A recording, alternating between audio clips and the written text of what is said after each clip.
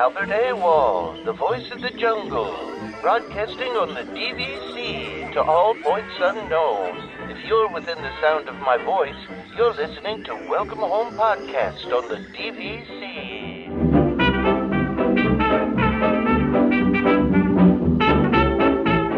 Hello and welcome home. Thank you for joining us on episode 116 of Welcome Home, a Disney Parks and Vacation Club podcast. I'm Tom. I'm here with Trevor for the moment. And Damon shortly. Yeah, Damon shortly. He's coming. I think I said a couple episodes ago when he was late that he's gonna bust in like the Kool-Aid Man, and he probably will do that again. It's funny because I sometimes see like in some of the reviews people complain that like Damon shows up late, which he very rarely does. But like, you know, we all have schedules here. We've got lives and we've got stuff going on. So, you know, sometimes things happen. So it's happened to all of us.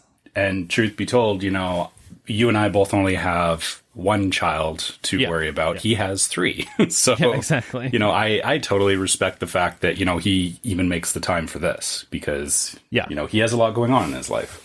Absolutely. Yeah. Not that we don't, but, you know, it's tough. It's tough to make time for this kind of stuff sometimes. And so I always think that's interesting, especially since he doesn't really show up late. I mean, I think it's like once or twice. I mean, it's not like a common thing.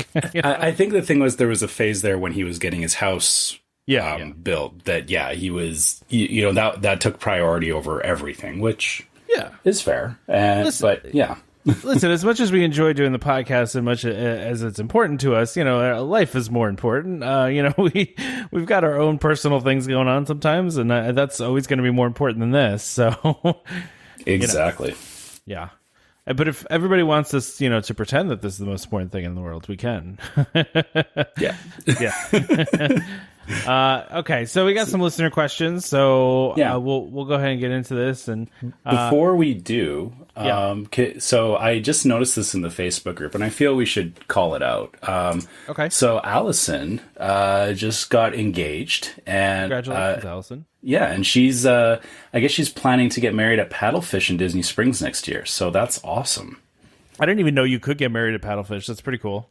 Yeah, well, I think I feel like there's lots of places that you could get married at Disney. It's just most people don't ask the question. It's probably the bigger thing. Oh yeah, like there's a lot of places you can go. Like if money was no object, like there's when like the Great Movie Ride was still around, you could actually like rent out that ride and have like a whole like reception within the ride path. I remember watching videos of that. Wow, that would people be crazy. doing that. Yeah, it would be crazy, right? I think they still do it with a couple other rides too. I'm just trying to think of what other ones, but can you imagine like them doing that with Rise of the Resistance? That would be. I mean, that's like, an untapped market right there, man. Like they could probably charge whatever they wanted for that. Like, wow, that's a crazy idea now. Like that, because I always think of in front of the castle or this or that, right? But it's like, in the middle of a ride is a really crazy idea. And I guess they could do that because, like, so the other one I'm remembering now was Universe of Energy, and it's all those rides that don't have like a track. They just kind of have a floor. It's big enough. Yeah, it's wide, and there's nothing obstructing people from getting in and out. Yeah.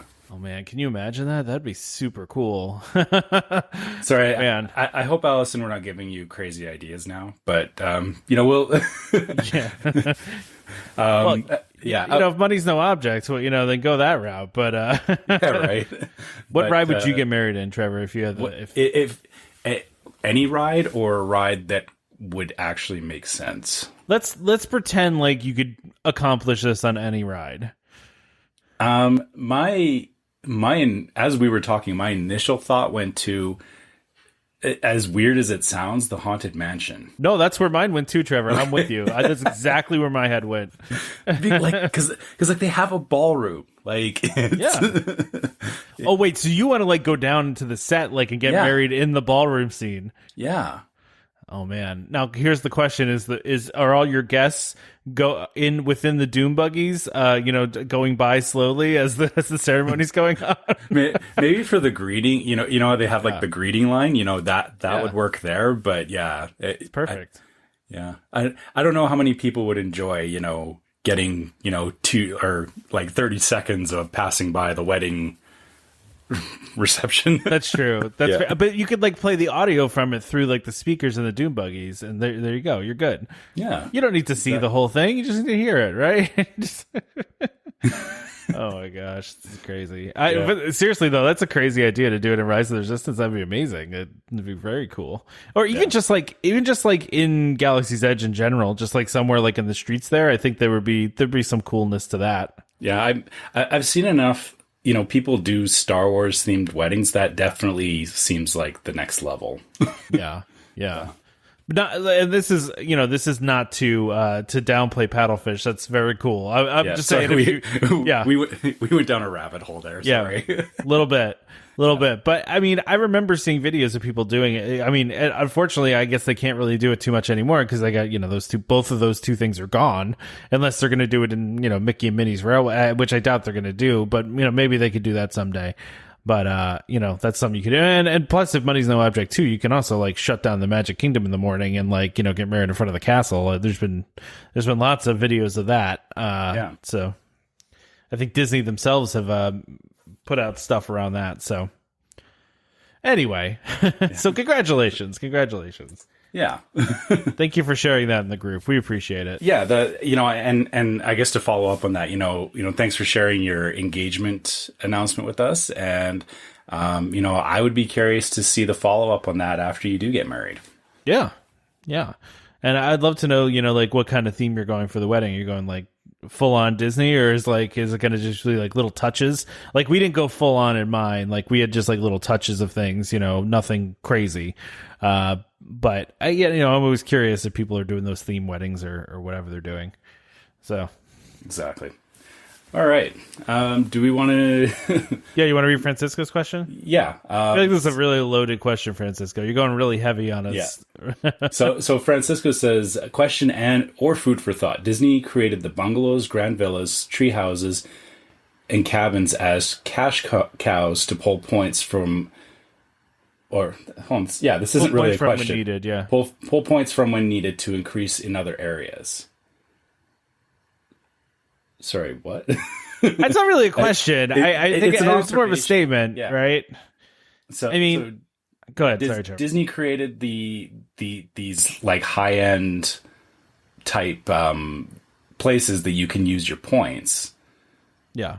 But I guess I don't understand where he's going with that. I think what he's trying to say is like when they want to like reallocate the points that they could easily lower the points in the bungalows and then up them elsewhere.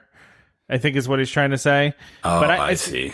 Yeah, but I don't really see it that way. I kind of just think I don't think that they thought about it that way, but I think it's a unintended consequence maybe. I think they were just looking for some really exclusive upscale accommodations and the grand villas, I mean, they serve a purpose too. They're not, and the tree houses, all that stuff. I mean, the only one you could really argue with, and do so, with a good amount of information behind it is the bungalows, because the bungalows do feel a little much for how many points they cost and stuff like that. But the other ones to me are just high capacity rooms that are needed, for DVC members. So I feel like in other resorts, they step up, right? Like you go from studios to 1 bedroom, 2 bedroom and all that, right? But I think the reason that the bungalows look so harsh is that it's just studio or bungalow. Like there's a very wide gap between either of those. And I can see why, that looks bad, because it's like, we priced out staying at a bungalow and it's like, I don't have enough points to stay in a bungalow for a week. I could maybe get away with 2 nights, but that's assuming that like I had a whole bunch of extra points left over. I was going to say, you could stay there for 2 nights and then use your all your points for like the next 2 years, basically. Yeah, exactly. Yeah. They're pricey. I mean, I would love to stay in one at some point. I'd like to stay at the ones at Wilderness Lodge personally. No offense to Polly. I just would like to do those, but it's just they're so pricey. That's all. I mean, there's a lot of points. Yeah, I don't know if there's. Yeah, I don't know if there's like I don't know if Francisco just wanted our thoughts on that, or if he wanted us to. I think Francisco's looking at it from more of like a Disney purposely created these super high priced accommodations in order to, mess with the rest of the system. And I mean, maybe they did. I don't know what their intention really is, but I guess I just don't. I assume that they didn't do that to purposely take advantage of people. But I honestly feel it's the same as like Club 33 is that they're trying to offer a, like, I know we're already talking about deluxe resorts with DVC, but they're talking about, for a really truly premium experience, you have these accommodations that are just beyond anything you would find in a hotel. Like it's crossing over into like renting a condo kind of thing, right? Yeah. So that's the way I see it. And yeah, I know what he's saying about, the point balance. Definitely it does mess with the larger system, but I think that's also part of their plan too, is that it gives them the flexibility to control that and to allow people to, at certain points, like obviously right now, the point chart adjustments going into the next couple of years, it's obvious that they're trying to make people spend more points because they know that there's a surplus of points because of everything that happened in the last year, right? So I don't think it was, diabolically their intention, but I think, they're definitely glad that they have that as an option. and truthfully, it could be. I mean, it could have been a diabolical plan by them. We don't really know, but I just don't. I mean, it just doesn't feel like that was what they were intending to do there. So yeah. Bobby wants to know if you could go to only one sit-down restaurant at Disney Park, which would it be? So you're saying I go for a whole trip and I just have one choice of a sit-down restaurant. Is that I'm guessing that's how we're looking at this one, right? Can I say Space 220? Of course you can. It's not open yet though. Like it could be terrible. Like that's the only place I want to eat. I want to go there. Well, then your trip is going to have just a very disappointing sit-down experience. You can't list David things that don't out of nowhere. Hi, David. All right, fine. I'm going to go via Napoli then, because I love that. We go there every single time. I love that place. Yak and Yeti for me.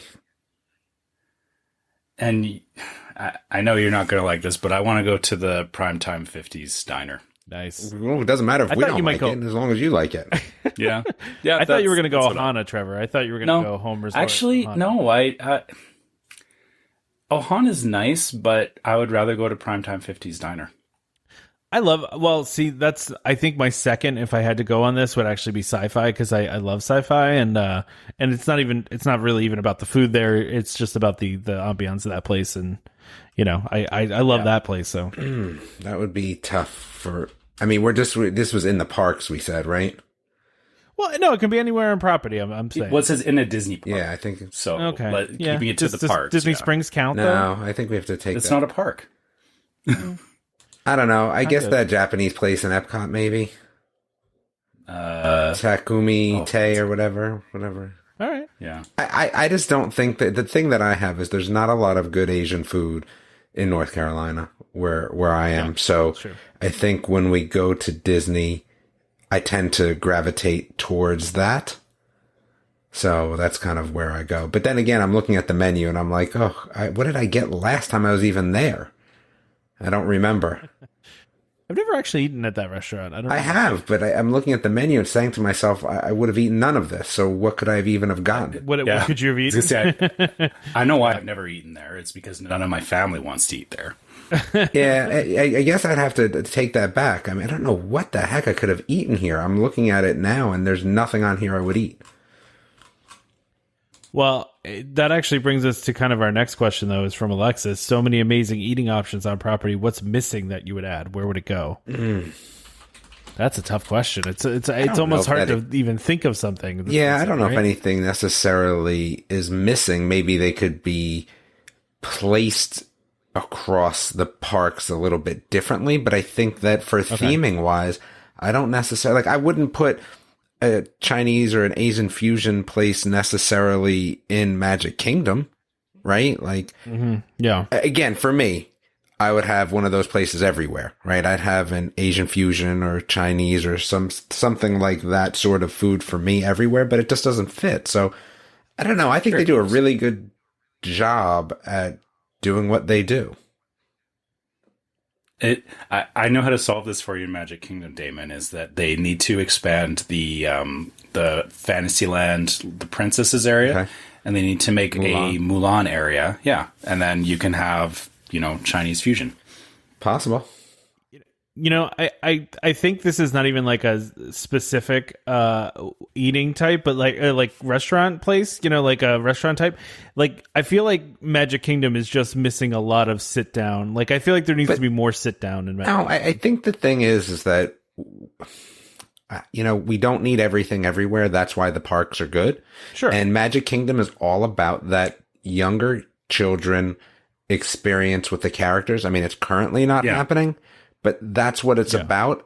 And I kind of am okay with that. I get it. I just I'm looking at it when I go in April, it's I'm trying to look at where I would go for a sit down dinner for Magic Kingdom. And it's Liberty Tree's great. I've had a good meal every time I've ever gone there. Been to Be Our Guest before. We've done, a couple of those. It's just, there's not a ton of options. I feel like there could be more. Maybe it's just compared to Epcot or, Epcot's really the one that has the most. So, but again, to Damon's point is that, when you think about Magic Kingdom specifically, everything is targeted at a younger, a younger audience, right? And absolutely. To me, the first thing when you said, you're thinking about somewhere to go, I'm like, well, why wouldn't you go to Crystal Palace? Because, for your daughter, that's that, it's that perfect place, even though I know it's buffet style and that's, that it does have its own issues, but that gives the enough options that, everybody can find something to eat there.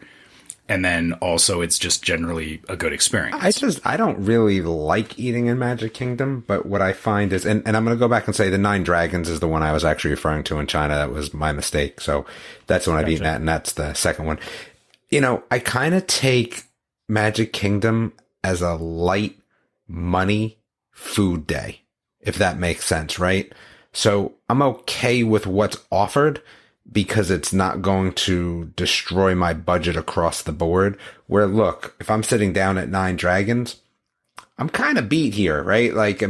Everything's expensive, and that's okay because I understand that. But and first of all, they have banana cheesecake egg rolls. I've never even heard of such a thing. Wow, that sounds and I don't even love cheesecake. Like I said, I've had a better, dealing with cheesecake after a food aversion, but I would definitely be down with that. I just think I have to look at certain places and say, look, with 5 of us, I'm trying to stay at $100 out the door, or even less every once in a while. Because with 5 people, you're talking with tip and dessert and drinks, it's expensive. So that's what I kind of look at Magic Kingdom as my kids are older, that I don't have to do the character dining. So it's kind of a nice, like I said, appetizery, snacky, cheaper food day. You can hit up the quick service and split meals and do all kinds of just whatever stuff and not feel like you have to plan a meal. Yeah, and it becomes cheaper because, again, it's very difficult every day with 5 people to shoot out $400 every day. Yeah. Yeah.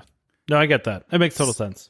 So I will say one thing, though, about Magic Kingdom. As we're thinking about it, the spread of, thinking about the lands, you've got...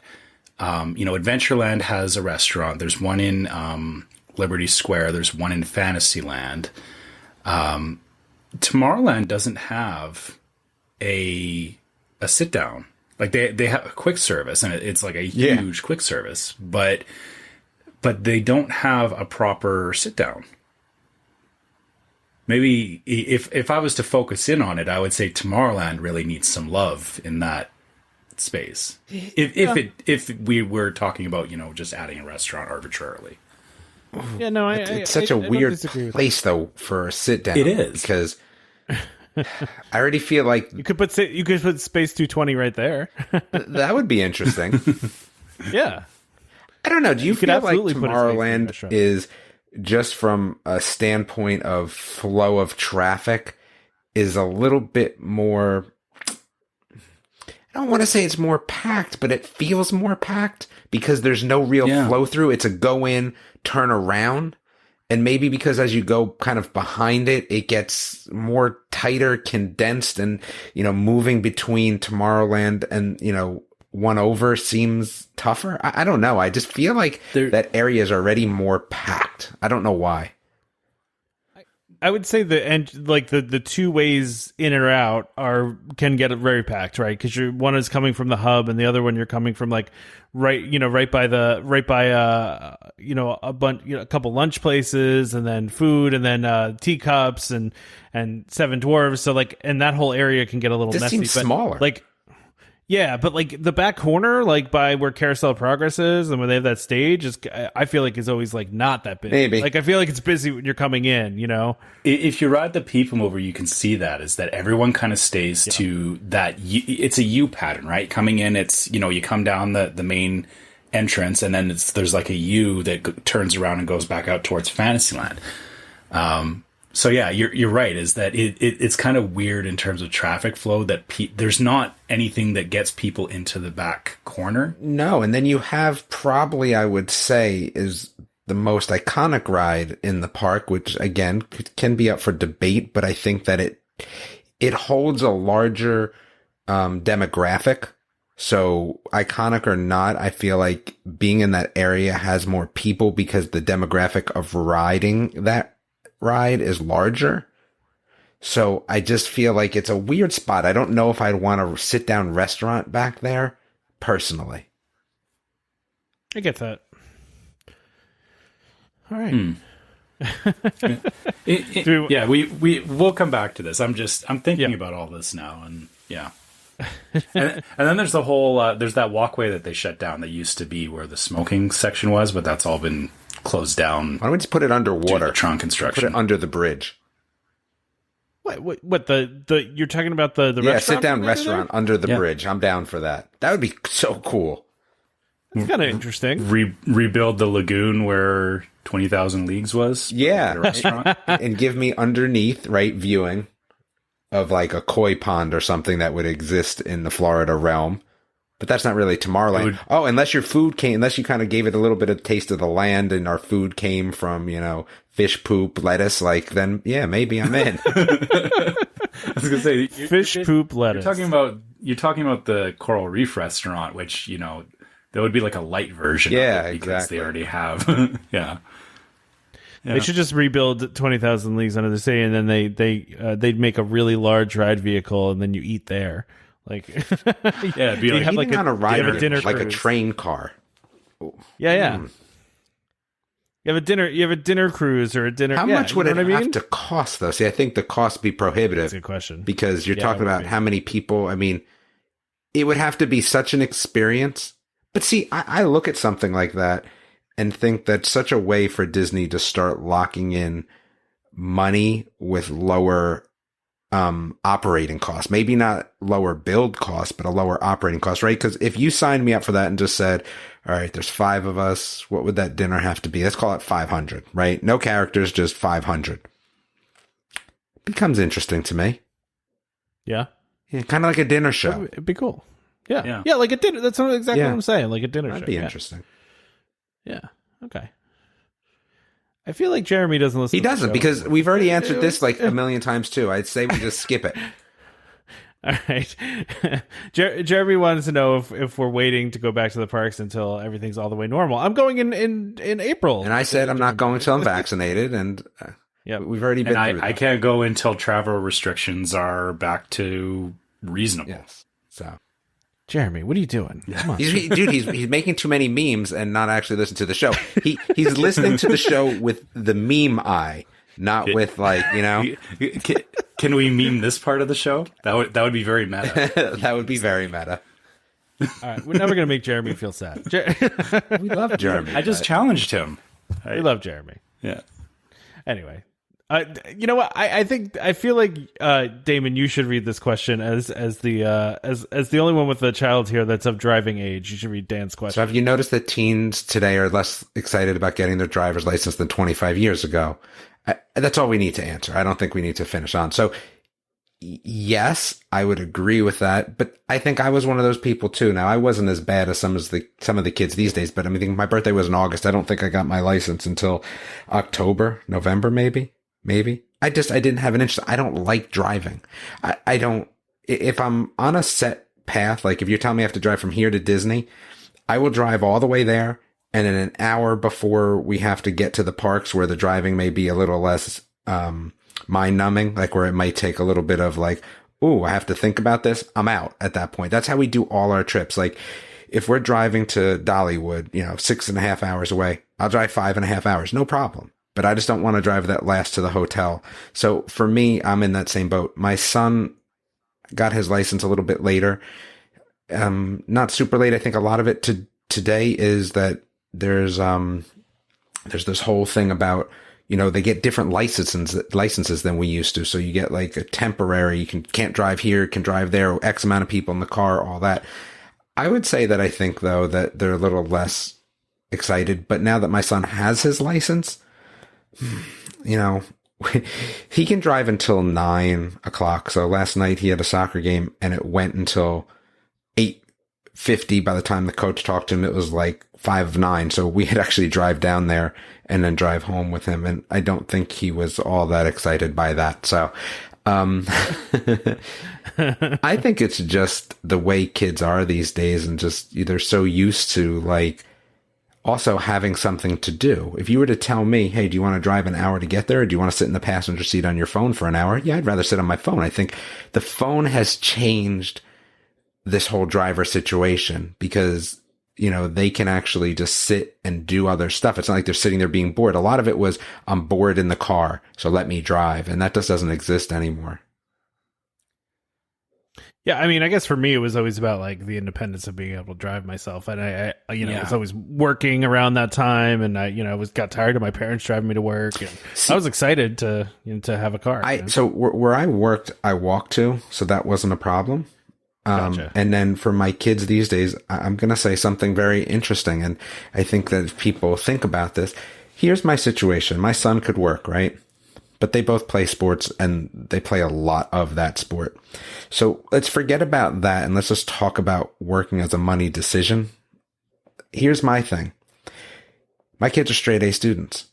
That's going to save me up until 20 grand a year in colleges over 4 years. So let's just say that saves me 80 grand. I tell them that you can do what you want as long as you're doing well in school. And we don't have to talk about, getting a job. Your job is school.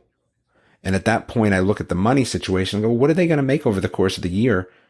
And what does that matter at the end of the day? For me, it doesn't. So I taking away them understanding about money and all that, that's not what I'm saying. I'm saying from a fiscal perspective as a parent, it's just not cost effective for me. So if my kid doesn't have to drive to, again, work, really he's only driving to practice, how interested is he? And once one of your friends drives, really, then how interested are you? Like my younger son, he said something to me because he's, 15 now. And it's kind of like, well, your brother can drive you. Why do you even care?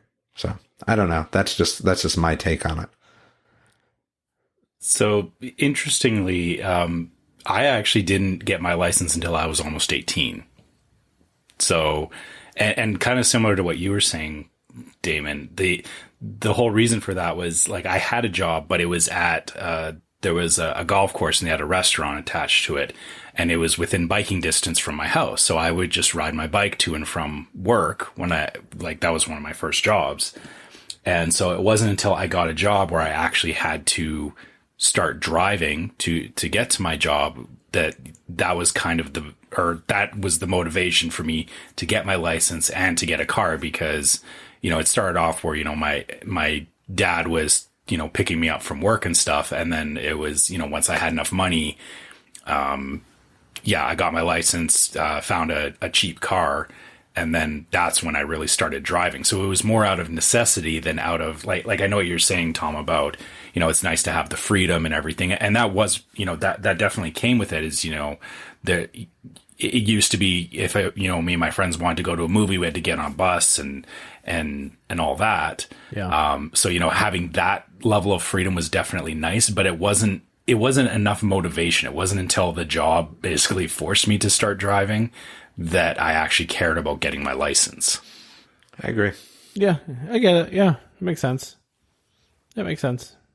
So, yeah, I don't think much has changed then based on what Dan's saying because, yeah, I got my license about 25 years ago. Brandon brings an interesting question. I think we've talked about this, though, as well. I kind of think Brandon is off on this only because it looks like Brandon has gone during two very busy times, because I see people posting outside of these two times with 0 lines and like empty parks. So, I don't think we're seeing a lot of that anymore, though. No, he's still.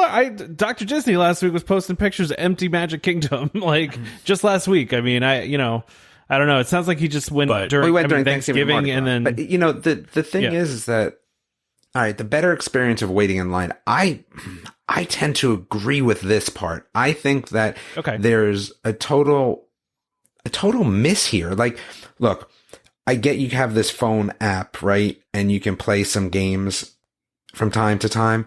I just feel like what would be really neat and not hard to do, especially since we can be in proximity with, like, give me a game for each one of the rides that's 100% specific and it's on every single ride.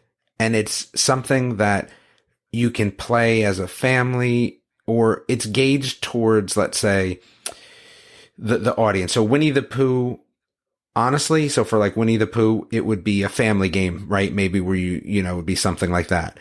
I just think that there's such a missed experience there. And I know that they try to do it. Like, one of the best things, and again, is going on Space Mountain and trying to like maneuver those ships into dock. You know what I mean? Like, that was cool. And it would always be one of those things where there wasn't enough of it. I almost felt like, so, you might, like, your line might move and then you'd be stuck with nothing to do. And the kids would go wild for that. I just think there could be more being done that would cause lines to not be a big deal, but also make it very, very specific per ride so that there's no crossover. I mean, didn't they have that with the Play Parks thing on the phone? I just don't think it was done well enough either. Yeah. So we tried it, and the problem is that it was a bunch of, it was, little games, trivia stuff, but it wasn't engaging enough that you wanted to open it up. Like, we looked at it once and it was like, oh, that's cool. And then we totally forgot about it. Like, even when you're standing in line and you're just staring out into nothing, you didn't think about it. I would think that the two places that did it the best for me, Soarin', I think, does a very good job, right? I think that they're the thing on the screen, but the problem is that it's not family enough. It's not gauged. It's adult, right? For some of those questions. I like that, though. I think that's really good. And that's always gotten us through the lines, especially as the kids have gotten older. And I'm telling you, docking those spaceships in, Space Mountain as well. But, there's a lot of problems again even with Soarin', is that it doesn't continue all the way down, right? Sometimes it's hard to see depending on what it's just, I just think it's such a missed opportunity. And I think Disney would be such a different experience if you said, hey, look, there's a game for every single one. Because look at it. You look at Toy Story, and why is there not like a Toy Story game like Toy Story on your phone before you're getting on the ride? That's something similar that you could do as kind of this lead up to what you're getting on. I think that there's such this fun family feeling of Toy Story and trying to, get past your high score or get higher score than your brother or sister or parent or whatever the case may be. I just think it's a little bit of a missed opportunity. Yeah, sure. I can see that. I think what you're talking about there needs to be a little more persistent too, than just be on the ride. I'll see. I don't look at it like that. I get what you're saying, but the reason that what I would like is that each one of the rides, to think about this would be very interesting. What if each one of the rides gave some sort of stars, right, at the end of the day, and those stars were persistent across, but not necessarily the game. I want the uniqueness of the game to be attached to that ride only, but I agree with you. It would be interesting to see some sort of overall. Could you imagine, think about it like this. Could you imagine if that existed and you could see the top 10 star getters at Disney currently family last name, or you had a list that went from one to, well, again, they wouldn't want to necessarily publicize how many people are in the park, but let's just say that that list was like, a point-based sliding scale. That would be the coolest thing. I mean, it would be like something that the kids would jump in on all the time.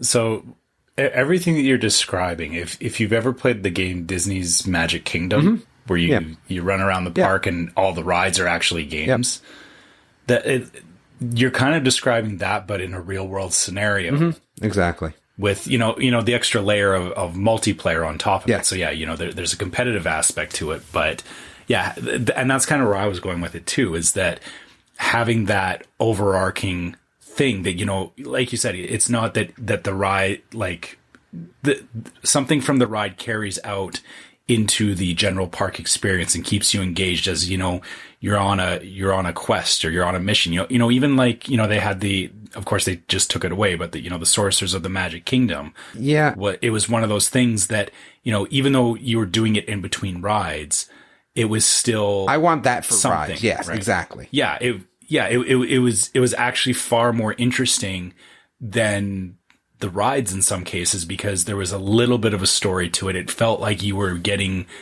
drawn into a universe, right? Yeah, I want that, but during my downtime, I felt like that took away from what I was doing. Yeah, no, I get that too. That was the problem. Is the thing about Sorcerers, you had to choose. We should just all be mining Bitcoin while we're online. Like, there should be a Disney Bitcoin. Like, man, look at that. Right. Like, and all you do is mine it while you're standing online. Like honestly, something as crazy. Listen, not that per se, right? But just something like that. All I'm doing is while I'm online. Could you imagine if if it was totally like related to how long you were online? Like, and you got more points for being online longer, what that would like change in terms of people's mentality. Oh man, this line's too short. This is some BS. I can't believe we're only getting 10 Disney Bitcoins. This is ridiculous. Like, right.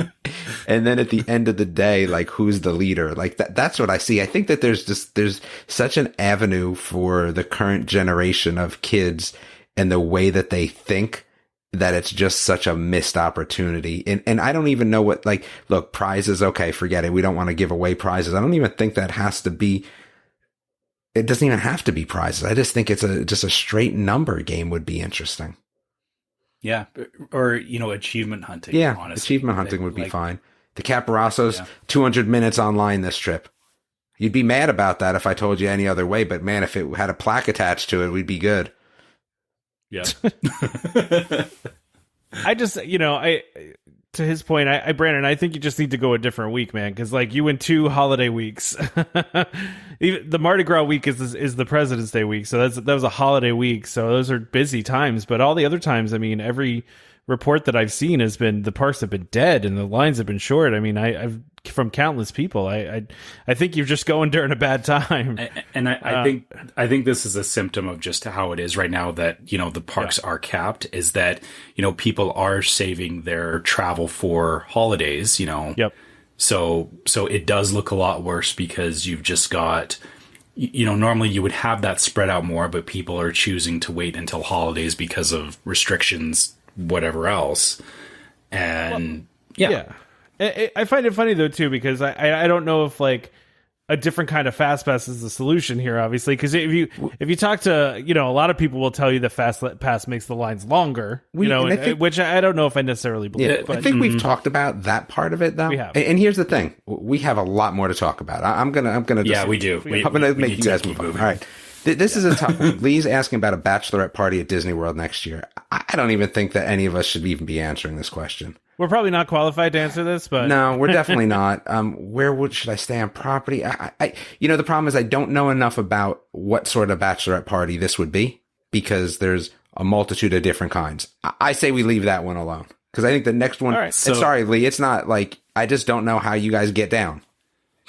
Well, yeah. I guess here's what I would say is, this was in the question thread. I would even propose break this out into a full blown discussion in the group because, there you go. Obviously the three of us are not qualified to answer that, but we have lots of people in the group that you can definitely crowdsource this.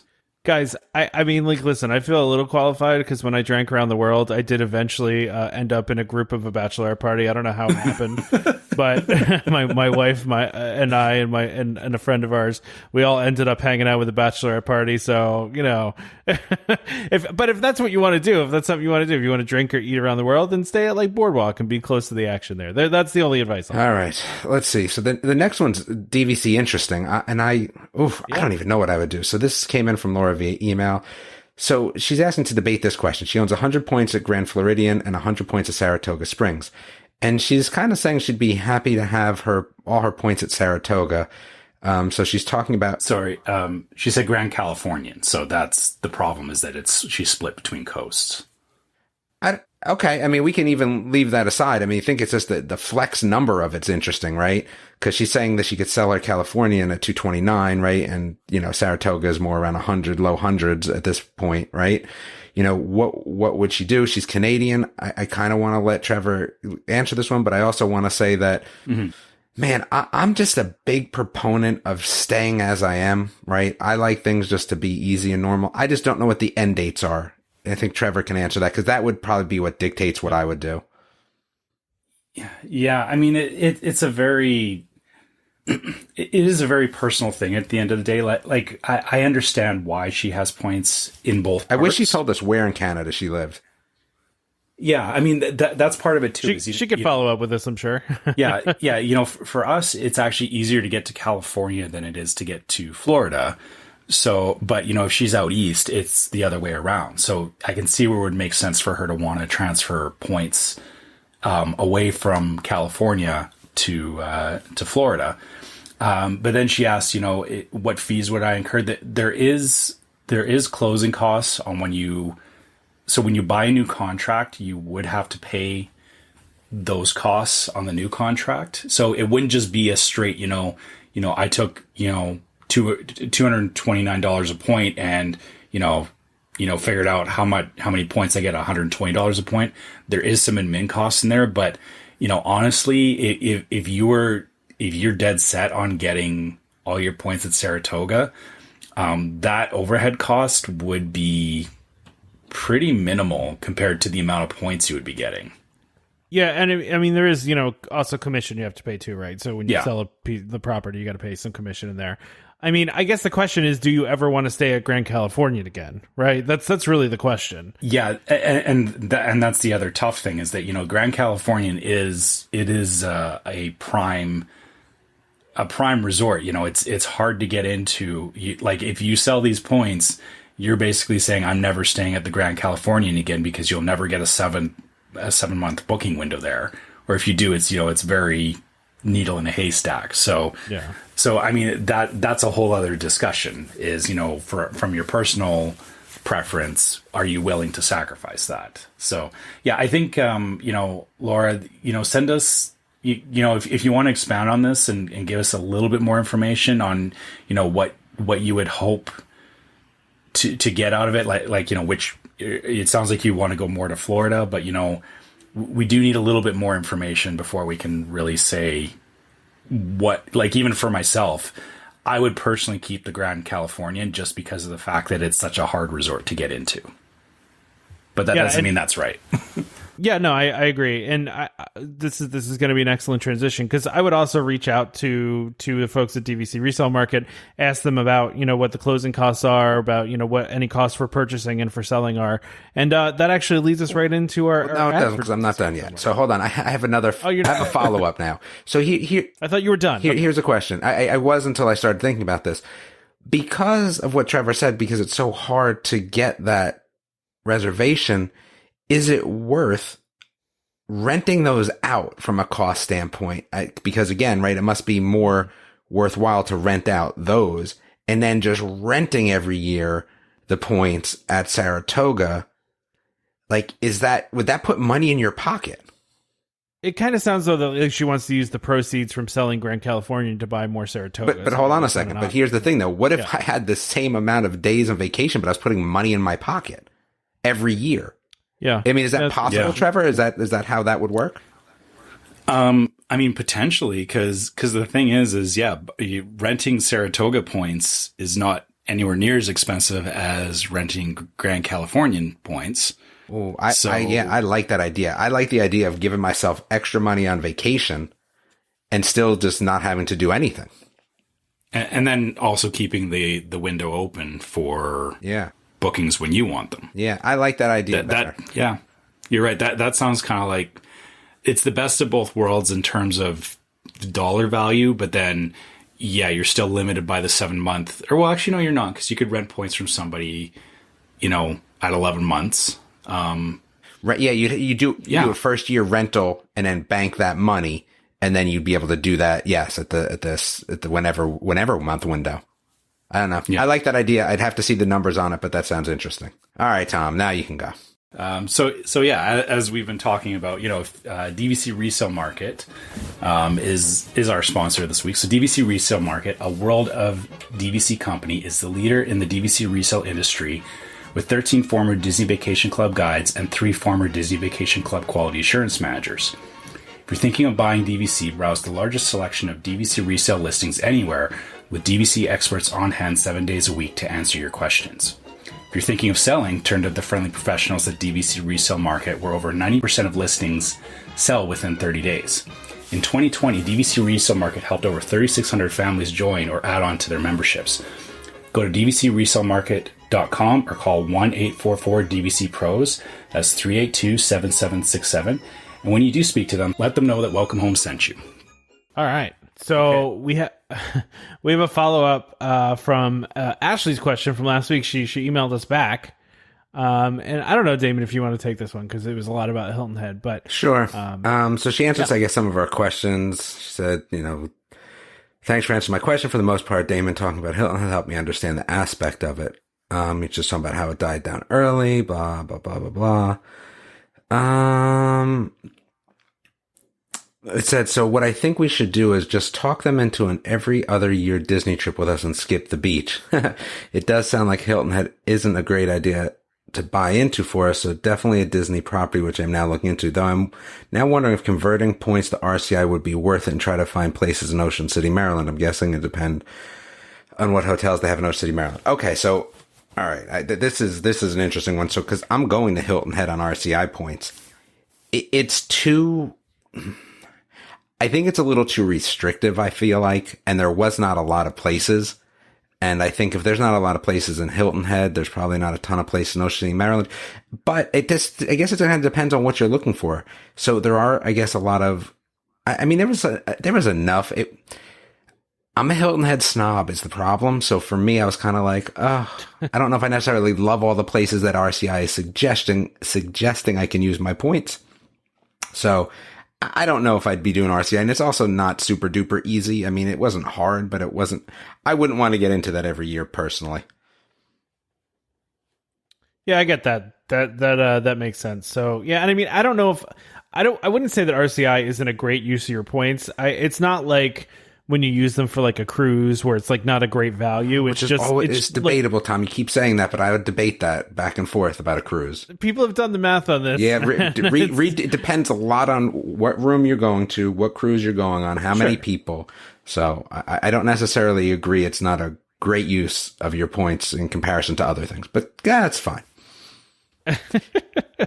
I mean, it's okay. So maybe I'll use a different example than Damon. It's not a great use of your points, like to stay at a non-DVC resort at Disney World. Ooh, that's interesting. A lot more points. I've never seen the numbers, so I won't say. It's a lot more points to stay there than it would be otherwise. So if you look at it, how many points it would cost versus paying cash, it's just not worth it. So. But I, as far as RCI goes, I don't, honestly, I don't know off the top of my head if it is a great use of points or not. I don't know if the value there is, it's not apples to apples, but I did look into RCIs for hotels in my area, specifically around Banff and Canmore in Alberta. And, for the cost of me converting points, basically I would get about 3 days stay at one of these resorts for using 5 days worth of points in Disney. Well, that's an interesting way to look at it, actually. Okay. And that was what made me decide against it. I was like, well, for the same amount of points, that's the majority of my week in Disney, but I'm only getting 3 days at a place on RCI. I think a lot of, again, there's points are so subjective in terms of, where you are in life, what you're doing, and how many times you go to Disney, and kind of where you are in your Disney life, right? So I'm definitely in a different Disney place than I was when the kids were younger. We're in more of the food attraction Disney life than we are in the character, Disney life, let's say, right? So it makes a little bit of a difference. I think the nice thing about it is, especially when you're talking about buying into it, is the RCI points allow you to go pretty much anywhere. And if it's just at a lull, you know what I mean? So I look at it like this. I mean, my kids love Disney from what I understand. I'm not in their head, right? And I don't know what their significant others will be like. I don't know any of that. So if there was a flip and hey, the kids are like, man, I just don't really want to do Disney. My, significant other does not care for it, or whatever the case may be. The option of RCI becomes less about points and just more about family, right? And I think that's where this trade-off of points from RCI, and again, this is exactly kind of what she's saying, right? It's a family vacation with not just her family. It is, like Trevor said, it's very difficult to pinpoint what that means. Now, Trevor's information is super informative, but again, if Trevor was on an off Disney cycle, does it matter that it's 3 days to the 5?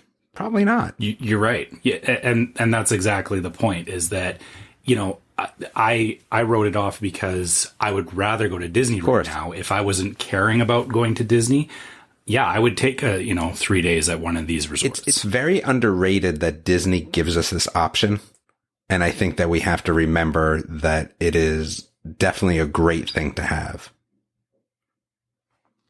I don't know. That's the way I look. So yep. I guess the overall thing here I think we're all saying is, don't buy into Disney purely because of RCI, but keep it in your back pocket because things may change. And I appreciate all of her information. I still can't answer her question though, right? Because I just don't know what that means for her, because it's the same thing for me. What does going to Hilton Head mean for me on RCI points? I don't know. I'll probably have a better idea after. I can tell you that it would not be a place that the places that I'm going to, right, with the RCI points are not places I would normally stay at. So again, it just really depends. And, maybe this is going back to, if you really want to go to non-Disney Hilton Head, rent out your points and plan that Hilton Head trip, with rented points. So, just take RCI out of it altogether. Exactly. Yeah. All right. Well, we should move on because we got a ton of stuff left and we're almost an hour in already. So, Damon, your random topics of the week that I forgot to put in the outline. If you want to talk about your random, I try to send Tom information beforehand so he can actually put them in, and then he just doesn't. I guess because he doesn't like me. I mean, hold on a sec. Like I usually do. I just forgot. Yeah. All right. I have some interesting things to discuss.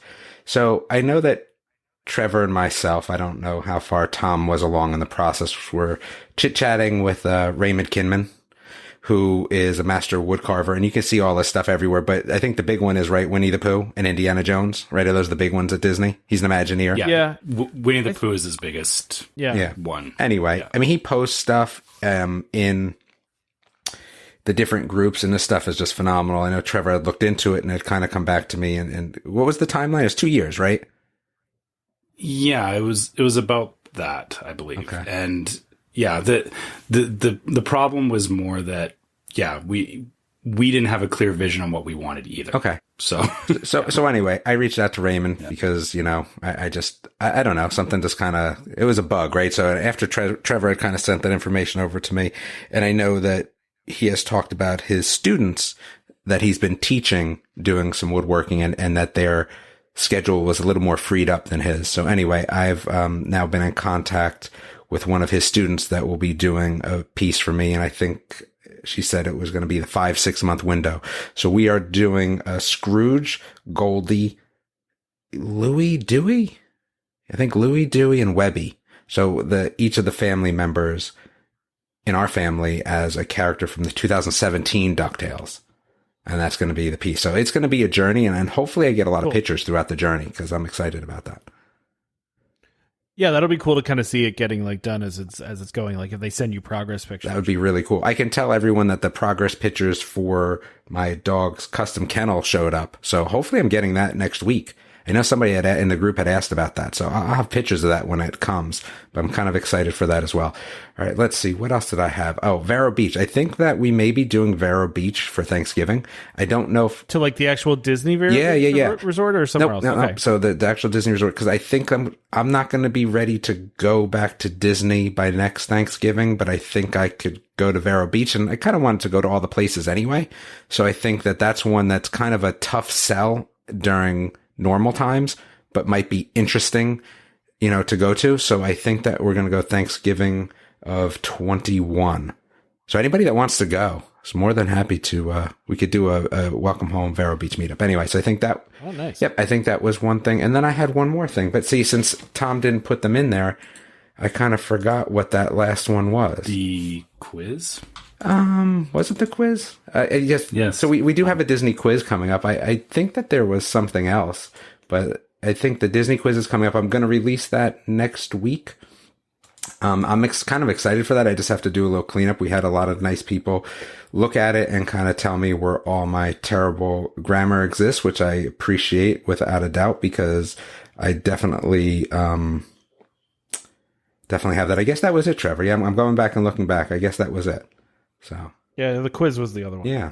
So those are the three things. Oh, and I have to talk about baking because I'd be remiss if I didn't talk about baking.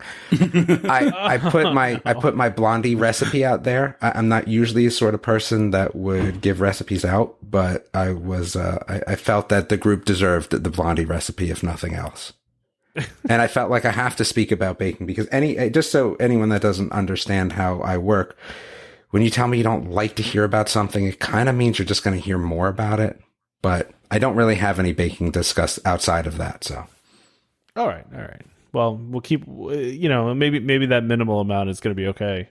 I was thinking about after I saw that thread, and the whole reason that I think we've gotten to this point is because like we've said, none of us are going to Disney immediately. Obviously it's been a long time and we do have to find things to talk about. And I feel that you're discussing your baking, Damon, you were doing it from the lens of, comparatively to 100% Gideon's, right? Yeah. So it's related. That's how it started. That's how it started. And this is what I would say is that at the end of the day, Disney, again, right? I just said it. Disney is more about food for me right now, where we are in our stage in life and with the kids and all that. So talking about food, is the same, you know what I mean? Like it all kind of ties in, I feel like, to, what we're doing in terms of our Disney vacation per se. Well, it's good. We have a whole food section at the end of this thing. So I'd like to talk about that. I'm going to address one more thing though, real quick, just because again, I want Tom to be annoyed by how long the show goes on, because I can tell he's already getting frustrated. So it's even better for me. I'm not getting no. I'm just trying to move it along. We got a lot to talk about. I would say that, we appreciate the reviews on iTunes, but realistically, the people that are like, Damon doesn't even want to come on to the show. If Damon did not want to come on to the show, you know what Damon would do? Not come on to the show. So at the end of the day, everyone that says that, think about what you're actually saying, because you kind of sound foolish at this point. It's been over 100 and something episodes. Come on now. Yeah. And we actually addressed this a little bit at the beginning of the show before we got on, Damon. It's like we've got lives outside of this. Like and you've got a more complicated life than Trevor and I do, because you have 3 times the kids we do. So you've got more kids than we do. You've got more going on and more sport. There's life gets in the way sometimes, and that's what it is. It's not that Damon doesn't care. It's just sometimes there's other things going on that he's got to. I would not post in the group every day or get on the shows. Yeah. Come on now. Like I said, if you want to give me a bad review for something else, that's absolutely fine. But at this point, at 116 episodes, it's just a little ridiculous. Yeah. And like I said, I respect the fact that you do take the time to, make this part of your schedule, because we know that you're busy. And we all have, I think the other thing is too, is we all have different pieces that, fit for what we do for the show, right? Like, and at the end of the day, like, I do so much in the group. If you're not in the group, like, if you're in the group, how even ask that question? But even if you're outside of the group, come on. But anyway, all right. So what do we got? We got a lot of nighttime shows I don't care about. Oh no, we have more DVC news first. Oh, nice. Yeah. Yeah. The Grand Californian's reopening May 2nd. So that's cool. With nothing else. Just to be clear, they made it very clear that like nothing else is open at that point. So, well, Downtown Disney is open, but that's it. Nothing else. Makes sense. Okay, so Downtown Disney in Disneyland is nothing like Disney Springs. Like just so you know, it's like, no, I know. Like it's smaller for sure. Well, is there as much food there, Trevor, or no? Well, they closed down some of the places with the intent because they were going to build that new hotel and everything. So a lot of the stuff is closed down at the moment. There's some decent places, but there's no amazing sit downs. Sorry, go ahead. I was going to say, like, I think about the last time we were there, and it was like the biggest draw for us was eating at Earl's Sandwich, and there was a Rainforest Cafe. Terrible. So if that tells you anything, that tells me an awful lot. Yeah. By the way, speaking of food, my mom went to Disney Springs over the weekend and got Gideon's. I totally forgot to mention this. And she didn't share it with you? No, what's that? And she didn't share it with you? Wait, did she? She shared. Did she fly or drive? She drove. They live an hour away. So they went to Homecoming and had some lunch and then walked around and they saw Gideon's and I told her that was the place we were talking about. Gideon's is so interesting. I'm still. Again, like, I think I finally perfected this chocolate chip recipe based on what Gideon's had. And I'm going to tell you, it was a combination of Gideon's, and I've never heard of this before. It's called Crumble. I haven't heard of that either. So I guess they either have a store or something else as well.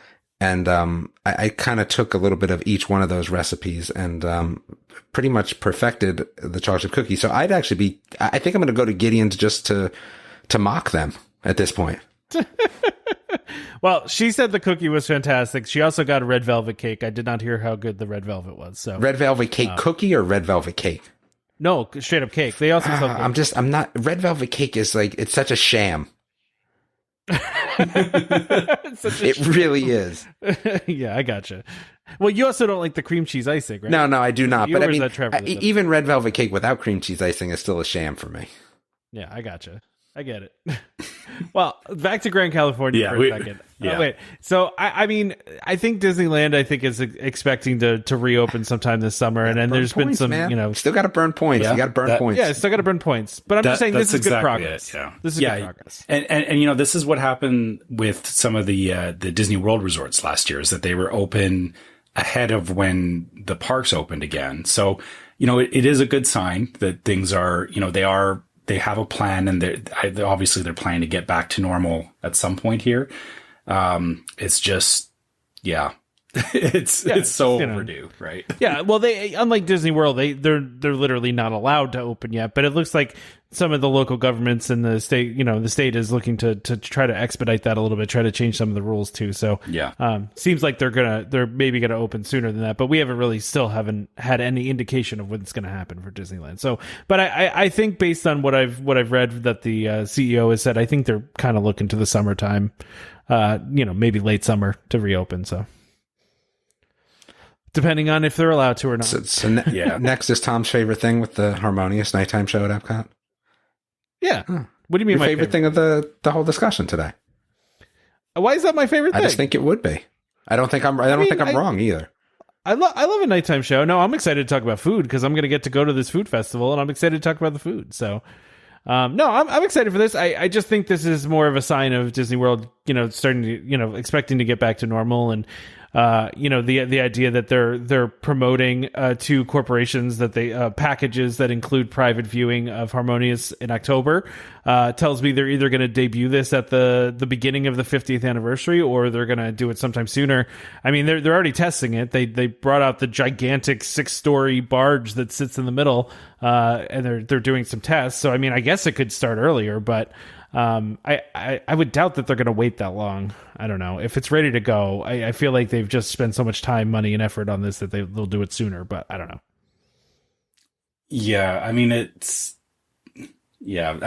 I don't see why they would wait on this for the 50th, but I think it's going to come, but it's not going to be like, they're not going to announce it like months in advance. I think you'll probably hear like a month ahead, and they'll be like, oh yeah, we're starting Harmonious because the park is now open till 10 o'clock or something like that. Yeah. Like that'll be kind of how it lines up, I think. Yeah, and I just wanted to talk about this briefly, actually. I don't want to get all into the show. I just think it's interesting that they're advertising that this is going to open in October.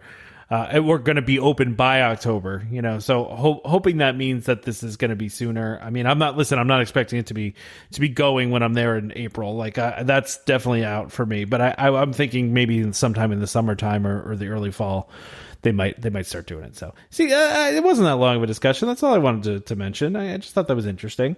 I think this next thing is even more interesting. I'm pretty psyched about this. And I put this on here to, even though we usually don't talk Disney Plus. So this is dangerously getting close to. These are these rabbit holes that I love going down. And I don't. Okay. The show is called the Society of Explorers and Adventurers, or SEA for short, which. This ties back to like the Adventurers Club. This ties into the Jungle Cruise. This ties into Tower of Terror, even in Tokyo. It's this fictional explorers club, and like it sounds like the show is, following all the stuff that the Explorers Club goes through. And oh geez, there's such a huge history behind. Yeah, I love this kind of stuff. I love the whole idea of it, and like it's all that Indiana Jones and that I think the big takeaway from this is that Society of Explorers and Adventurers show is coming, as well as multiple series of shows related to Disney attractions, right? So this is just kind of the tip of the iceberg.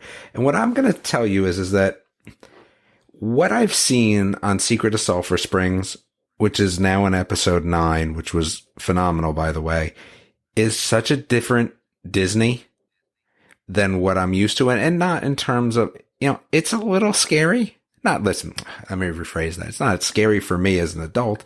My daughter is like, ooh, that's interesting at 10 years old. It's so different.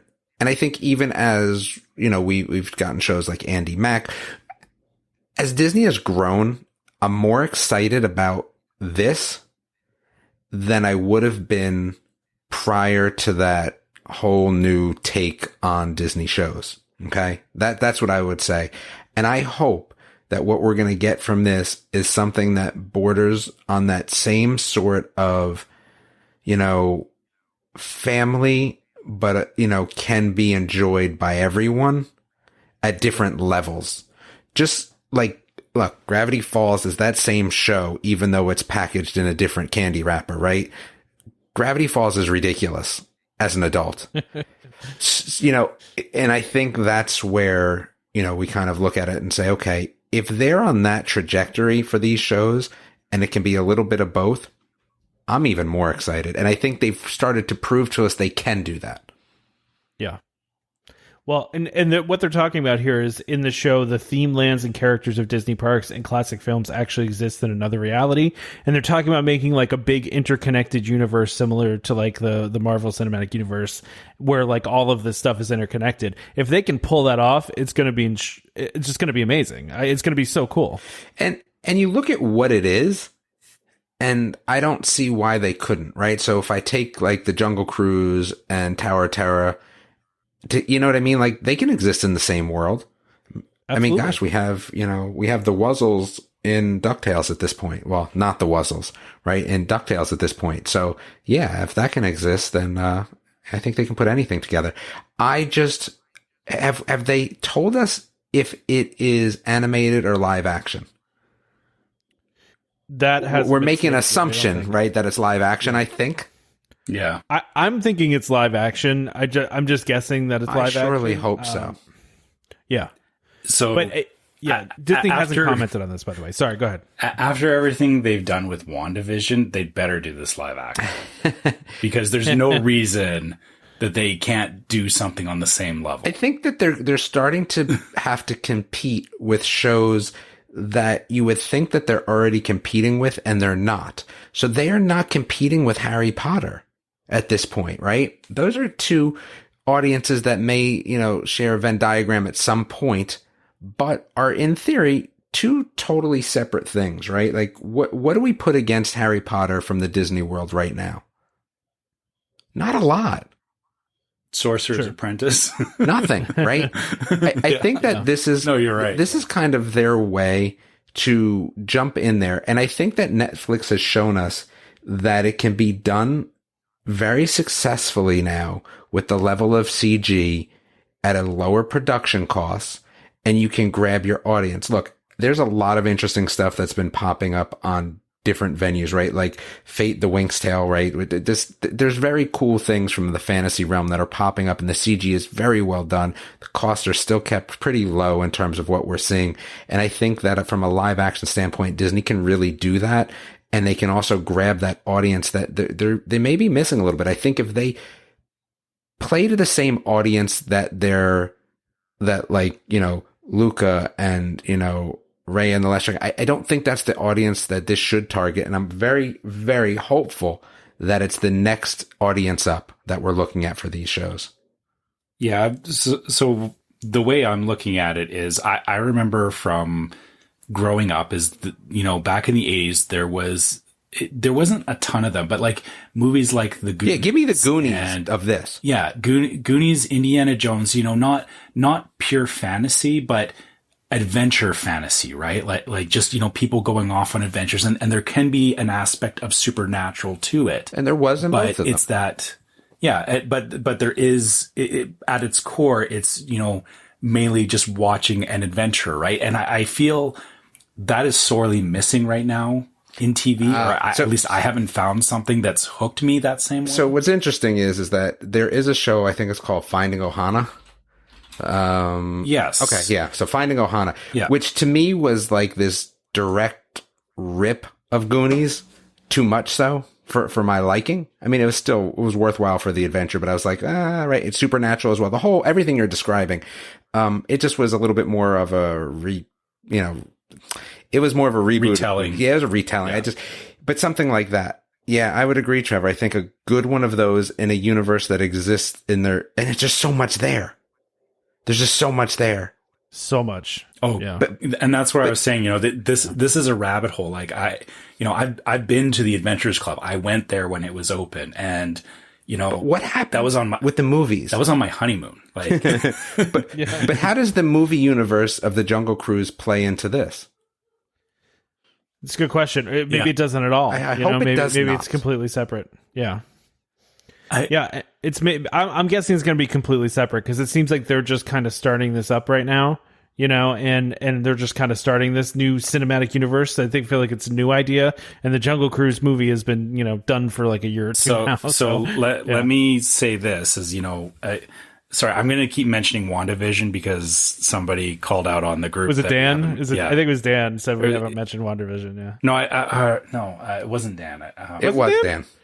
Or was it Dan? Oh, It's always Dan. I thought It is always Dan. You're absolutely right. So I'm going to call out WandaVision again. Is that so I've been looking into, all the little hints and nods and everything. And, somebody brought up again on the internet, and it's theory, but it makes sense that going as far back as Spider-Man Far From Home, one of the characters in there keeps mentioning witchcraft over and over and over again. And that takes place after WandaVision. So you say, oh yeah, they're just starting this, Jungle Cruise was already made.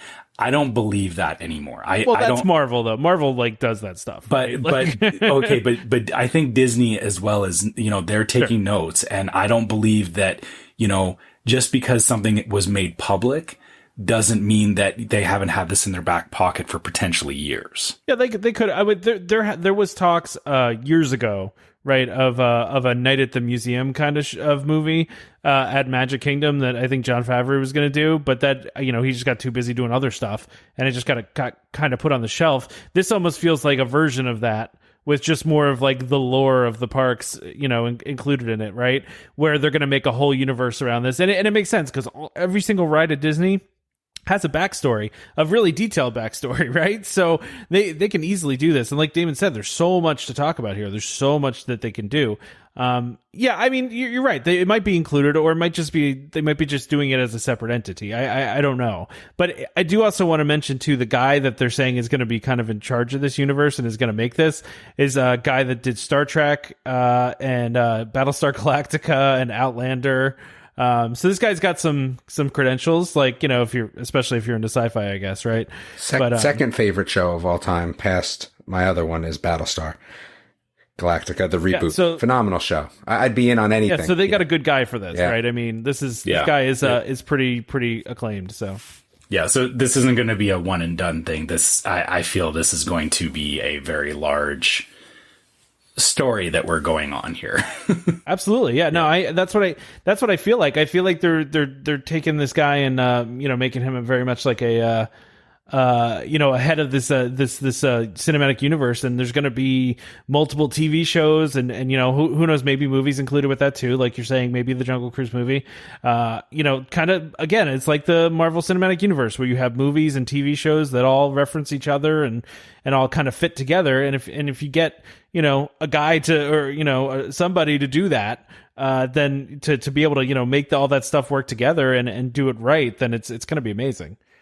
So anyway, yeah, we should stop because, like I said, I could talk about the Adventures Club for another hour. So oh yeah, it's a lot of like super Disney nerd people are very very very psyched about the Adventures Club stuff coming up. So for sure. So I'm gonna go ahead and do our second ad, and then we can talk about food. How's that sound? I'm excited. Sounds good. So Monera Financial, they are our second sponsor of this episode. If you're looking for financing options for your DVC purchase, we just talked about DVC resale market. And if you're looking to finance that purchase, look no further than Monera Financial. Monera, a World of DVC company, is the industry leader for financing DVC resale contracts. Monera offers lending with no credit checks, often very low down payments, terms as long as 10 years, and no prepayment penalties. If you're thinking of purchasing a DVC contract, go check out their quick online quote first. You might be surprised just how affordable joining DVC can be. So go to monerafinancial.com or call 317-245-8800, and when you speak to them, be sure to let them know that Welcome Home sent you. All right, you guys want to talk about some food? I'm already looking at the list, so yeah, let's go. I'm especially excited about this because I'm gonna get to go to this festival and eat all this stuff. And before the show today, I was showing my wife this, and she was like, ooh, like she just was very excited about all the stuff she was looking at. So we're excited to get to eat some of this, and we'll definitely share it when we're there. What we're eating. So I think we should probably do this like we usually do it, right? We'll go each section at a time and talk about this stuff. Yeah, so I'm looking at the first couple. They're all in Future World. Like, it's not yeah. Okay. So all right. The Full Flavor Kitchen, you want to read this one or you want me to? Well, I don't think we have time to go through every single item. We're gonna do our usual in or out, right? How about we just do where you just pick one? Okay. So so at Full Flavor Kitchen, I would say the strawberry mousse because none of the rest of it looks good to me. I'm in. Strawberry mousse. Yeah. Strawberry mousse sounds good, but I don't know what cookie butter, worms, and dirt is as a beverage. That sounds kind of interesting to me. So, all right. Next up. Yeah. All right. We got Epcot Sunshine Griddle. I'm on a dessert kick, so the fried cinnamon roll bites with cream cheese frosting and candied bacon. Avocado toasts with marinated toy box tomatoes and fresh goat cheese. I'm in on that. Yeah, I think I might go, I usually don't eat beef, but occasionally I do. And corned beef brisket hash with house-made potato barrels, onions, peppers, cheese curds, and a soft poached egg sounds amazing. That sounds really good. Yeah, I mean that's. But the fried cinnamon roll bites I'm in for too. I'm totally in. And the Fruit Loop shake. I was gonna say, can we? That Fruit Loop shake sounds wrong to me. Like it sounds amazing. What are you talking about? If it wasn't Fruit Loops and it was Fruity Pebbles, then I'm in. Yeah. Okay. Yeah, you're right. I would go for Fruity Pebbles. Still gonna eat it. Okay. All right. So the Honey Bee Bistro, hosted by the National Honey Board. I love honey. I love honey so much that I've been to, beekeeping classes, and it was definitely on my list. I think I was outvoted by the family of having my own bees, but all that being said, I'd eat everything here. So I want all this. Too. Yeah, sorry. All of it. Can we specifically call it the lavender honey mustard marinated chicken flatbread? And I hate lavender, so if I'm, you know what, I'm going to be out on that one. I'm going to be in on the other two. I would go for that. That looks like that's a lavender's a smell, not a taste for me. That's how I view lavender. The honey, the Tupelo honey and sweet corn spoon bread with jalapeno. I almost said jalapenos. Jalapenos, bacon, and house whipped honey butter. It looks and sounds amazing. Looks very good. Just honey butter in general. I don't normally need butter, but when you say honey butter, I'm just like, yes, please, more. Ooh. Yeah. All right, the citrus blossom. Right. Dude, the citrus braised crispy pork belly with kumquat and carrot. That's me. I'm in. But I do love an orange lemon smoothie, so I might be in on that too. I'm with you on the pork belly. That looks really good. I would go pork belly too. And actually the citrus shortcake sounds good. And I agree with you, Damon. Orange lemon smoothie sounds amazing, especially in a souvenir cup. I'm always a fan of a souvenir. I'll be down with that. Refreshment port in the Showcase Plaza. I'm going with the sausage and peppers poutine. Sorry, Trevor, but it's plant-based too. Look at that. I didn't realize. Definitely in on that. But what is this thing above it? What is that I'm looking at? Is that popsicle trio? That was from the citrus blossom, wasn't it? No. It's the pictures above the thing. Yeah. So that's the popsicle trio: honeydew, raspberry mint, and coconut lime. Wow. I don't think I'm doing that because I'm going to stick to one, and I'm going to say that it's the poutine because I like that. That sounds good. That raspberry mint one, I'm assuming it's the middle one. Yeah, that's drawing my eye so much. It's like it's not even that I'm up on the flavors. It's just it looks. It's so enticing. Something about that, the way they presented that. I don't know. It looks good. I mean, the whole plate looks good, right? Yeah, the whole plate looks delicious. All right, so next is the pineapple promenade, and I think I'm out. Just for all of it? Yeah, I can always get Dole Whip. I'm out. Yeah, this Dole is Whip kind with Fanta. I haven't considered that before. I'm curious. I think they've had that though. I think you can get that. I've never found a Dole Whip with Fanta. It's always been with pineapple juice. No, I think you can get that every once in a while, or at certain places, or more. Yeah, I think often it does than pop just up this. sometimes. Yeah. Okay. So I'm out on that. Yeah. All right. I mean, yeah, pineapple. Yeah, you're right. We can get Dole Whip other places, and they're not really putting anything else in there that's interesting. Yeah, there's nothing there. That seems just to be like a little quick serve kind of place, to get a drink, basically. All right. So the Trowel and Trellis, which is hosted by Impossible Foods, right? So we're talking plant-based stuff here. I tried the sausage and kale soup, which I like regular of that, and I do the corn on the cob with the garlic spread because I love corn and I love garlic. I'm in on that too. I love street corn. Yeah. Love street corn, so I'm in on that one too. Yeah, that's easy. Ooh, this refreshment outpost, the pineapple skewer with the Tajin seasoning. I'm interested, but I know it's going to be so expensive, and I'm going to go, yo, this is just a piece of pineapple. It's straight up a piece of pineapple on a stick with some seasoning on it. Yeah. So here's the interesting thing is that seasoning, you can get that in Disneyland. If you just buy a Dole Whip, you can ask them for a pack of that seasoning to put on your Dole Whip because people like that. Yeah, it's like it's like that heat and sweet thing, right?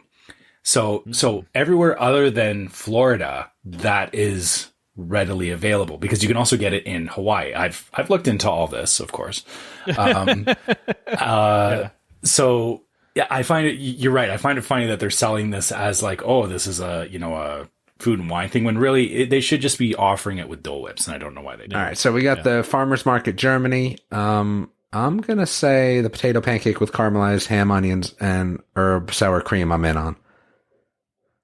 I want all of this. I want the potato pancakes with applesauce. I want the one you just mentioned, the toasted pretzel bread with Black Forest ham and melted Gruyere. Ooh, warm cheese strudel with mixed berries. Give it all. Tom, you're already messing up because you out of anybody have to be the one that's only choosing one because you're gonna get beat if you don't.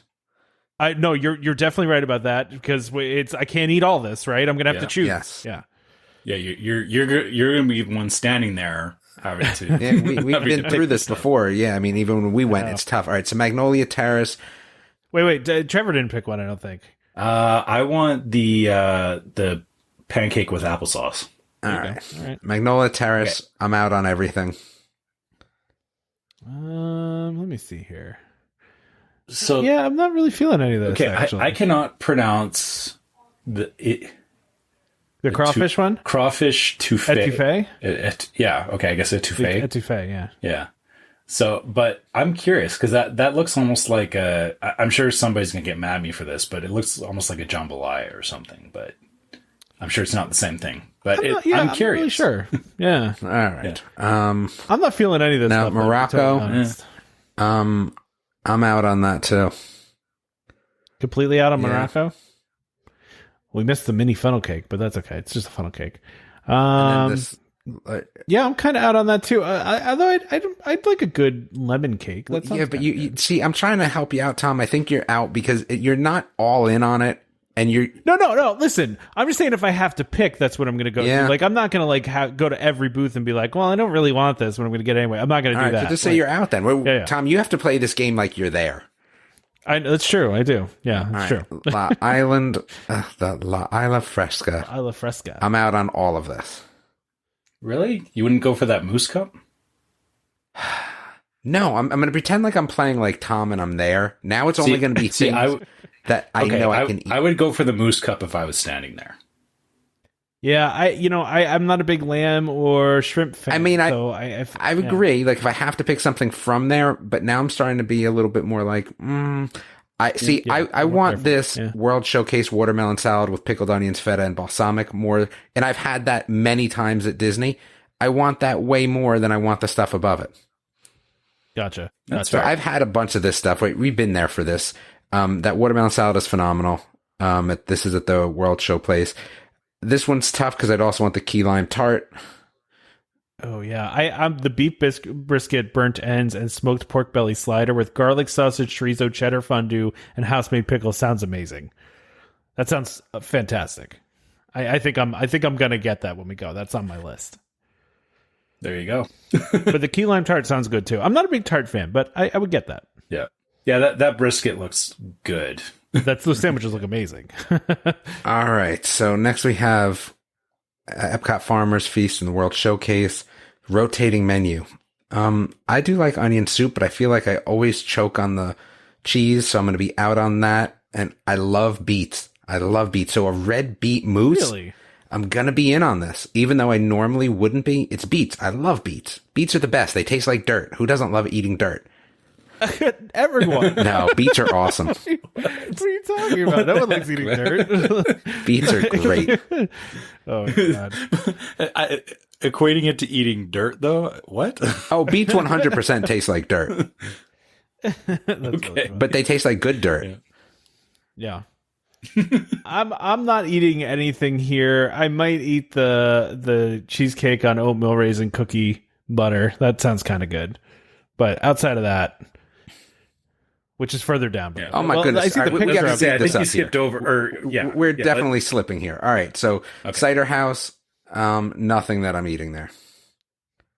That's a plus for me too. All right, really, I'll do the dark chocolate raspberry tart. Good for you. All right, Northern Bloom, Canada, watermelon hard cider too. I'll rock watermelon hard cider. I'm out on everything in Canada. Sorry, Northern Bloom, Canada. I'm out.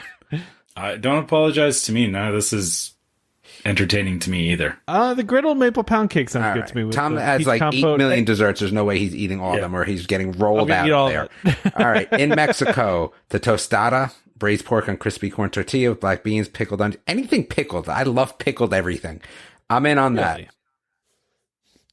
I'm not feeling any of this actually. Okay. So I want the taco vampiro just because of the name. Sounds good. All right. The vampire taco. I would get that. That looks kind of good. Right. Yeah. Lotus House. Yeah. I'm in on the bonbon chicken skewer with sesame and peanut sauce.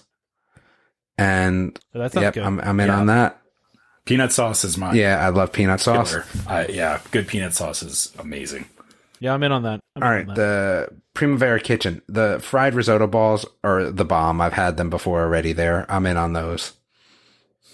Well, I mean, I want that, and I want a cannoli too. So I don't really like cannolis. It sounds crazy, but I just really don't. I love cannolis, but I do love that. I've had the risotto balls too, and they're really, all really right. Good. Japan. What about Trevor? Trevor, you got to step up here. You're getting okay. Sorry, fine. There's nothing I want. Okay, even better. All right, Japan, Frushi. I'm in on Frushi. There's absolutely no reason why I'm not in on Frushi.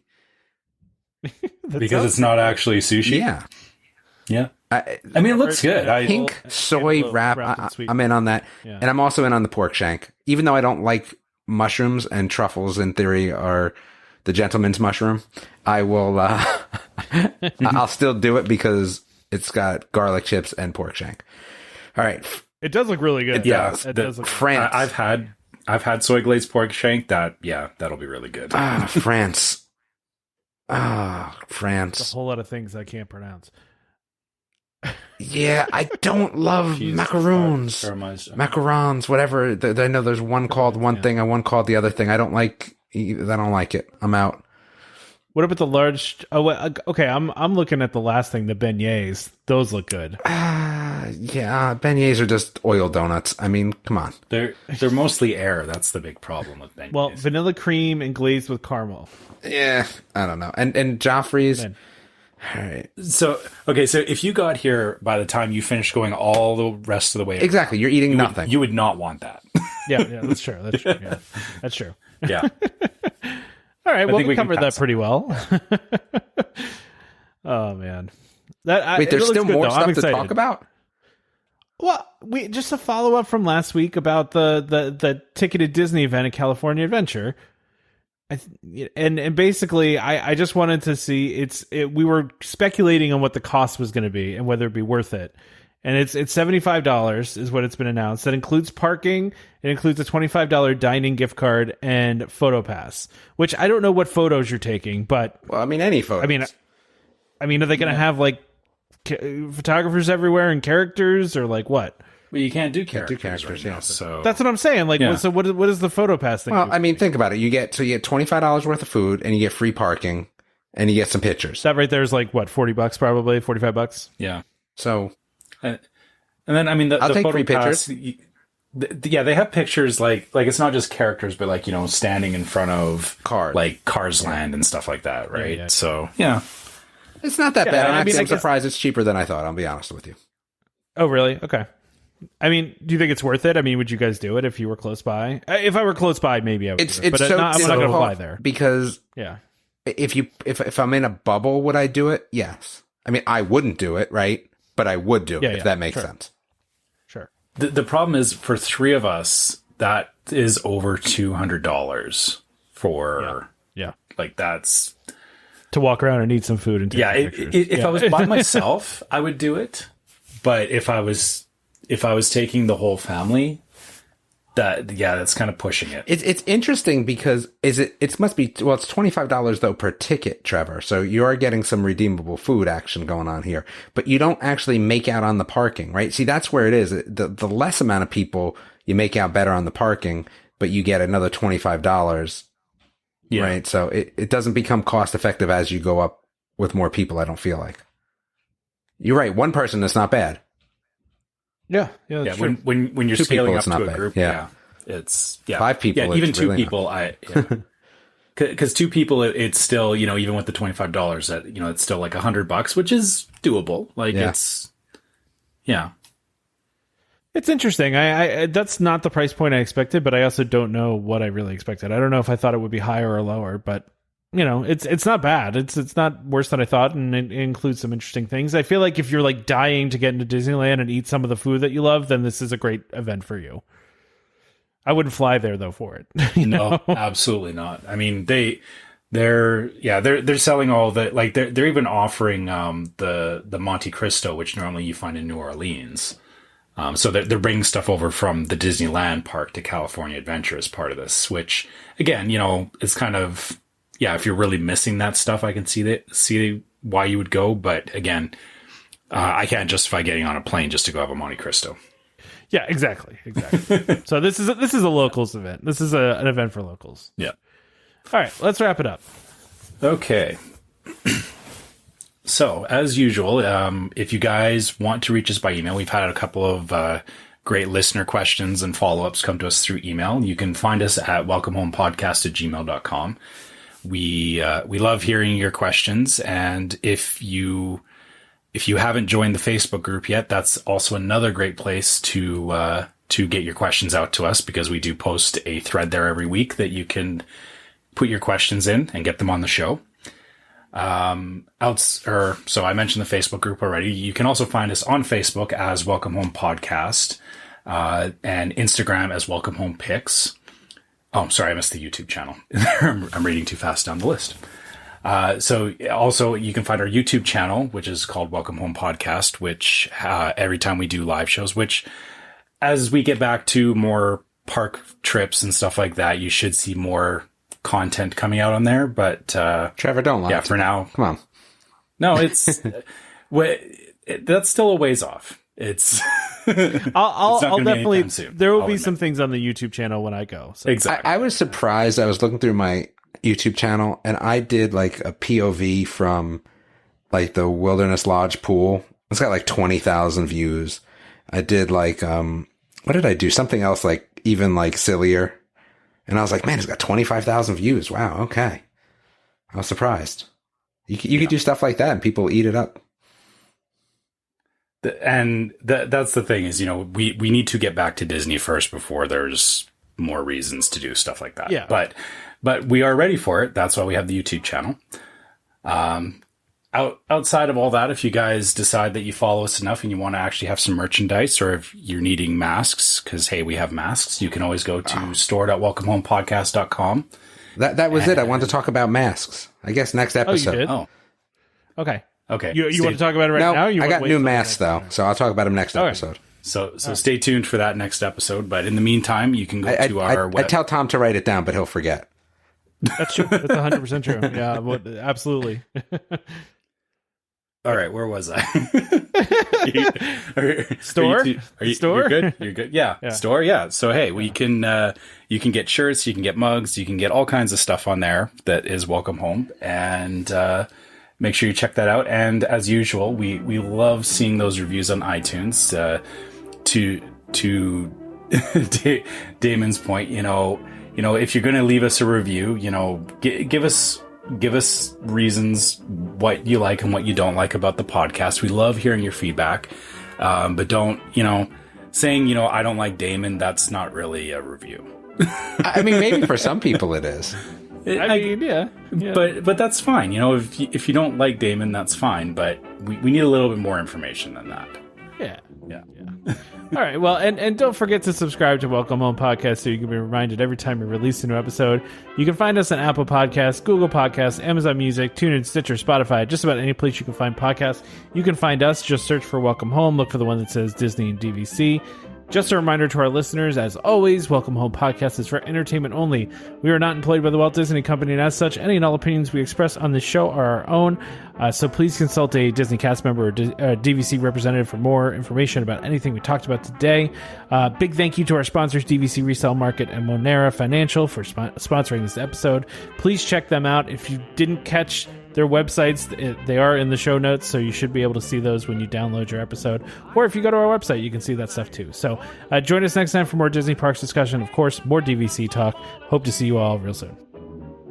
This is Skipper Albert Awol, the voice of the jungle, signing off from Welcome Home Podcast on the DVC. Do a huddle when we hit its hair. How she can cuddle is no man's affair. I looked around from pole to pole, found her in a sugar bowl.